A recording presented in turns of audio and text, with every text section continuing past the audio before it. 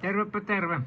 Vasemmistoliiton puheenjohtaja on Minja Koskela, joka valittiin jatkokaudelle marraskuussa 2025 järjestetyssä puoluekokouksessa.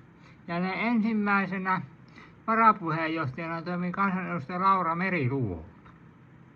Eli meidän puolueen vasemmiston puheenjohtaja on Minja Koskela. Minjalta tulee aina niitä viestejä. Minjalta tuli tänäänkin viesti. Joo. Minja Koskela laittoi vielä sähköpostia. Kyllä. Kyllä, luin hyvin tarkkaan hänen sähköpostinsa. Kyllä. Vasemmistoliiton meidän puolueen puheenjohtaja laittoi Minja Koskela. Minun sähköposti. Kyllä, luin heti viesti. Kyllä. Minja Koskela tavoitti. Kyllä. Semmoista. No.